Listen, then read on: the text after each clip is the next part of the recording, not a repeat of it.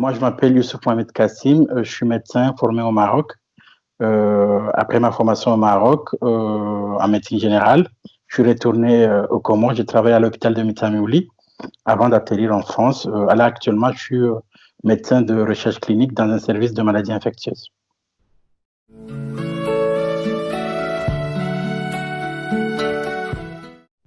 Je suis dans un service de maladies infectieuses et tropicales à l'hôpital Avicenne. Voilà, c'est un service bon, c'est un hôpital qui se trouve dans le 93, à côté de La Courneuve, une ville que les Comoriens connaissent beaucoup.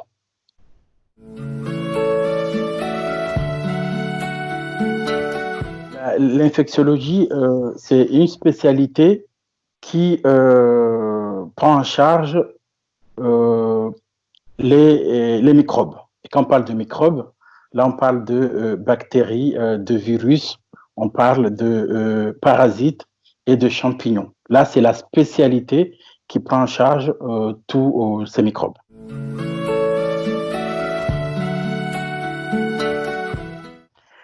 Ce qu'il faut comprendre, c'est que le Covid-19, on l'appelle aussi le nouveau coronavirus parce que il y a déjà 6 coronavirus. Les 4, ils sont responsables des rhumes de chaque hiver dans les pays tempérés. Il y a 2 qu'ils ont fait parler d'eux. Il y a le coronavirus SRAS de 2003 qui a commencé en Chine comme ce nouveau coronavirus. C'était une grande épidémie. Il y a le MERS coronavirus qui a commencé dans le péninsule arabique en 2013, qui a fait parler de lui. Et puis, bon, pour le SRAS de 2003, il s'est arrêté. C'est lui, le MERS de 2013, il revient, des cas sporadiques un peu partout dans le monde. Et là, maintenant, on a le 7e coronavirus qu'on appelle le SRAS-CoV-2 ou le coronavirus Covid-19. Ce sont des virus, on les appelle des coronavirus parce que au microscope, ce sont des virus qui ont des couronnes et ils sont responsables à des infections respiratoires. En décembre 2019, la Chine a dit au reste du monde qu'ils ont un cas d'une infection respiratoire à un virus qui s'appelle coronavirus. La Chine a dit aussi que cette épidémie ne va pas s'arrêter en Chine parce que elle est beaucoup plus contagieuse et elle aura tendance à se généraliser dans le reste de la planète. Là, on parle de pandémie quand il s'agit d'une maladie qui se trouve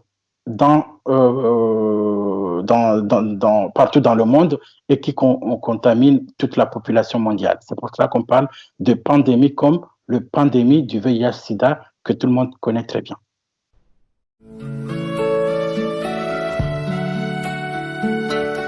On a eu à rédiger une lettre à notre président des Comores, Azali Assoumani, qu'on lui a suggéré de fermer les frontières.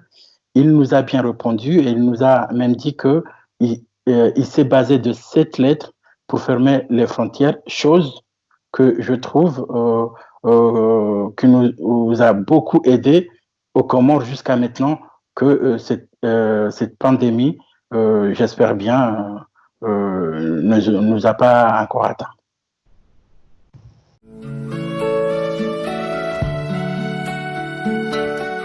Le virus passe par les voies respiratoires, après avoir éternué, après avoir touché le virus. Là, c'est une contamination manuportée. Les poignets, voilà. On sait très bien que les Comoriens, nous avons notre culture qui nous suit un peu partout. Les mariages, les majlis, les festivités, bon, pas des festivités, nos festivités et nos rassemblements après des funérailles. Malheureusement, on est avant le mois de Ramadan. Nous avons beaucoup d'activités de rassemblement avant le mois de Ramadan. C'est sûr et certain que nos rassemblements tout est réuni. Ce sont des rassemblements propices au développement du virus. C'est sûr et certain que à partir du moment qu'on continue à se rassembler, c'est sûr et certain que le virus peut se propager.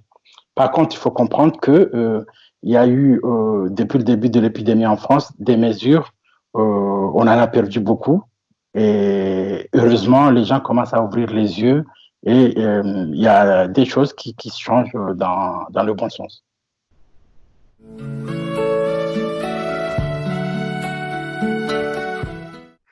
Bon, ce que je peux vous répondre, c'est que normalement, quand on regarde un peu ce qui s'est passé, et ce qui se passe, c'est que toute maladie contagieuse, le Comorien a peur de dire qu'il ou elle a cette maladie.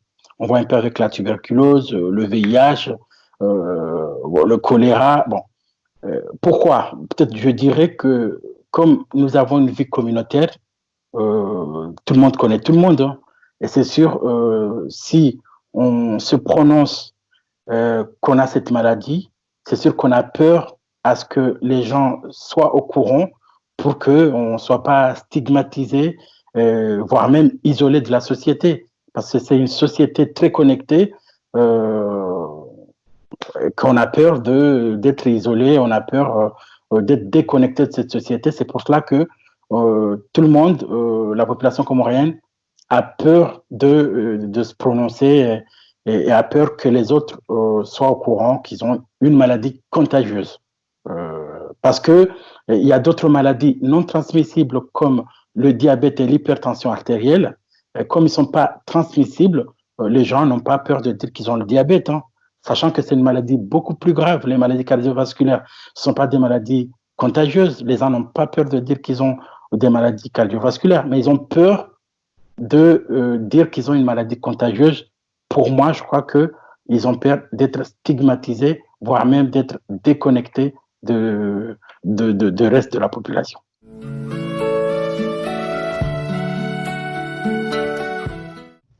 Bon, les deux, je dirais les deux, parce que de l'ignorance, pourquoi? Parce qu'on sait très bien qu'au Comores, nous ne sommes pas là à diagnostiquer la mort et la cause de la mort. D'ailleurs, on n'a pas de la médecine légale, voire même on ne fait pas d'autopsie pour savoir pourquoi la personne est morte. La personne est morte, on l'enterre aussitôt annoncé, aussitôt enterré. Et là, on ne peut pas savoir il est mort de quoi. Et de toute façon, on n'est pas là pour le savoir. Le Comorien n'est pas là pour le savoir. Par contre, c'est une bêtise. Pourquoi? Parce que ça permet malheureusement à d'autres populations de s'asseoir sur cet acquis qui fera à ce que le Comorien ne va pas maximiser les règles d'hygiène de base, qui sont le lavage des mains avant de manger. C'est des choses, d'ailleurs, on le dit beaucoup plus avant de commencer à manger. On dit, ah non, est-ce qu'il faut qu'on lave les mains et tout? Tu verras quelqu'un dire, non, micro. Et c'est malheureux, et c'est une bêtise. Et nous devons lutter contre cette bêtise parce que, oui, c'est pas seulement le Comorien, tout le monde peut mourir d'une maladie infectieuse microbienne. Les microbes sont là, ils vivent avec nous, voilà, on va les croiser, c'est pas fini, il y aura d'autres épidémies comme ça, mais on reviendra toujours sur cette base qui consiste à respecter les règles d'hygiène de base. Je le dis parce que c'est super, super, super important pour lutter contre maladies transmissibles et d'une manière générale contre toutes les maladies infectieuses.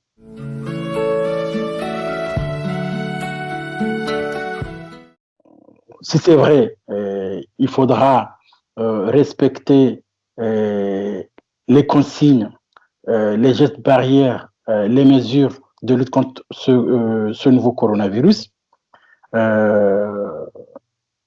Je sais que nous en avons surtout les médecins et les personnels de santé, les infirmiers et tout le monde à travers nos murs Facebook. À partir du moment que j'ai le temps de regarder un peu ce qui se passe, je vois que tous les collègues, voire même d'autres personnes qui ne sont pas du milieu médical, continuent à sensibiliser la population et continuent à dire que les rassemblements sont là pour faciliter la propagation de ce coronavirus. Là, nous devons arrêter nos rassemblements. Musulmans qu'on est, nous avons bien vu que des pays comme l'Arabie saoudite et le reste des pays du monde ont fermé les mosquées.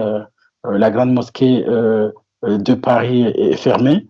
Les autres mosquées sont fermées. Il y a plus de prières de vendredi. Tout ça, ce sont des mesures, sachant que pour faire la prière, ce sont des piliers beaucoup plus obligatoires que, par exemple, se marier. Là, continuer à faire ces unions de mariage en cachette, c'est pas bien. Il faudra qu'on arrête parce que nous avons vu nous avons perdu beaucoup des nôtres, malheureusement. Et là, continuer des bêtises comme ça, c'est pas en cachette, c'est pas jouer aux gendarmes pour dire que nous allons dénoncer tout le monde. Non, c'est à nous-mêmes de s'engager à respecter les consignes parce que c'est pour nous protéger contre cette maladie. Et là, c'est super important. Je profite de cette vidéo pour dire à toutes les populations, et plus particulièrement notre communauté comorienne, nous devons respecter les consignes parce qu'ils sont là pour nous aider à lutter contre cette maladie et à rester en bonne santé. Et c'est super important, surtout les personnes qui sont fragiles. Et nous en avons beaucoup de personnes qui sont fragiles, qui peuvent mourir de cette maladie.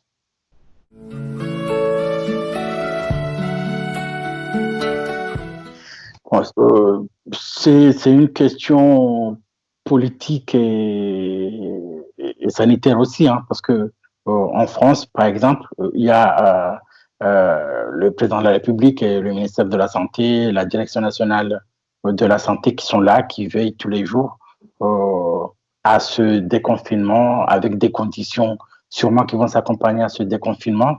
Et c'est super important de le respecter parce que si on ne le respecte pas, il y aura beaucoup de nouvelles contaminations. Et puis il y a le conseil scientifique qui peut se prononcer. Aucune idée de quand, mais c'est sûr que pour lutter contre cette crise sanitaire économique, hein, surtout, hein, c'est une crise économique aussi, il y aura des conditions qui vont s'accompagner à ce déconfinement. Une de ces conditions, il y a les masques qui sont commandés quand ils vont y arriver parce que ça va sûrement s'accompagner avec le port de masques de toute la population, chose qui permettra à lutter contre la propagation de la maladie.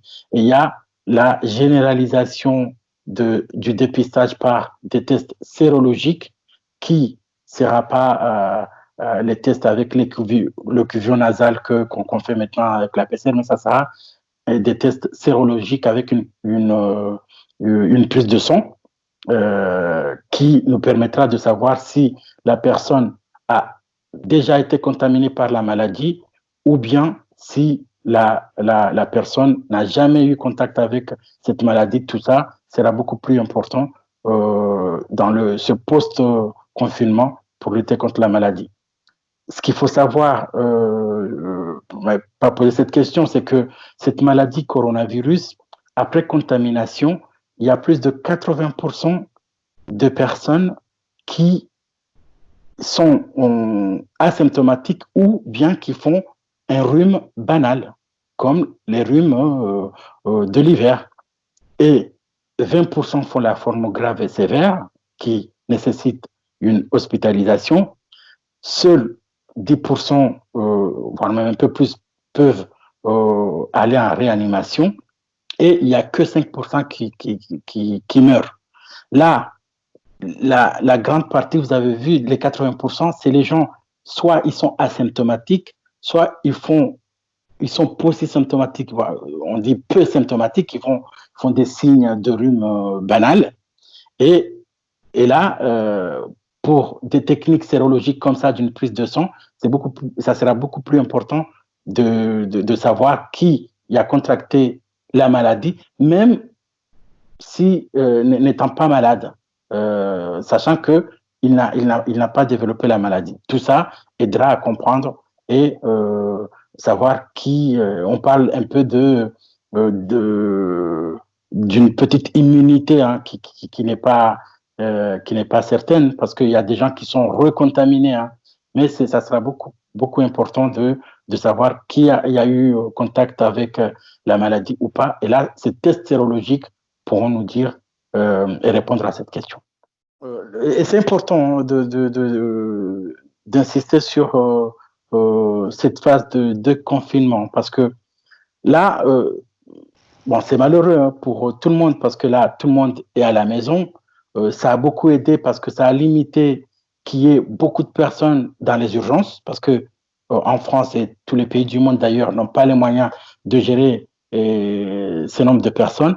Ça a limité à ce qu'il y ait beaucoup de personnes qui partent aux urgences parce que 60 millions d'habitants, 2%, 20% de personnes qui peuvent aller aux urgences, en réanimation, pardon, où vous voyez que c'est beaucoup de monde et que l'hôpital public n'a pas ces moyens de gérer toutes ces personnes.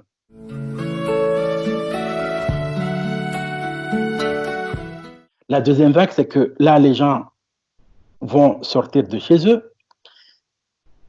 Il faut limiter à ce qu'on oublie que déconfinement, ça veut dire que le coronavirus est derrière nous. Non, le coronavirus sera toujours là, les contaminations seront toujours là, mais il faudra maximiser sur ces gestes barrières de lutte contre cette maladie pour justement ne pas avoir beaucoup de personnes, c'est ça cette deuxième vague, pour ne pas avoir beaucoup de personnes à gérer dans les urgences et dans les services de réanimation. Là, nous allons sortir pour continuer à travailler parce que justement, c'est une guerre, comme dit le président de la République française. Pour lutter contre cette guerre, il ne faut pas se laisser abattre. Il faut se dire que c'est des batailles et là, les batailles qui viennent, ça sera nous qui allons gagner contre le coronavirus. Là, on sortira de chez nous, il faudra maximiser et dire que le coronavirus est là et respecter les consignes de lutte contre la propagation de cette maladie. Pour lutter contre cette deuxième vague, une deuxième contamination après le confinement. Ok, d'accord. Les médecins de la diaspora ont pris des initiatives à destination des Comores. Quel genre d'initiative ? Les initiatives, c'est que j'ai dit, on a écrit une lettre au président de la République. Moi, personnellement, je suis rentré en communication avec les collègues qui sont encore aux Comores et qui exercent là-bas pour justement échanger un peu les protocoles de prise en charge et la manière dont nous sommes en train de lutter contre cette maladie ici parce que c'est toujours important dans des pandémies comme ça. Il faut apprendre les erreurs des uns pour ne pas les répéter et profiter de ce que les autres ont pu bien faire pour perfectionner son système de lutte. Et puis aussi, actuellement, ce sont les réseaux sociaux qui luttent contre des maladies comme ça, ou voire même qui propagent des informations d'une manière générale. Mais là, les réseaux sociaux, pas les fake news, comme on dit, hein, c'est beaucoup plus les bonnes choses parce qu'il y a de tout dans les réseaux sociaux. Il faudra véhiculer la bonne information, pas la mauvaise. Et là, il y a beaucoup, sont mes collègues qui, tous les jours, essaient de sensibiliser la population et les diasporas et la population qui sont sur place dans nos pays d'origine à comment lutter contre les maladies et comment respecter les gestes barrières parce que actuellement, c'est le seul traitement pour lutter contre ce coronavirus. Kawa ndani kamwamba kweli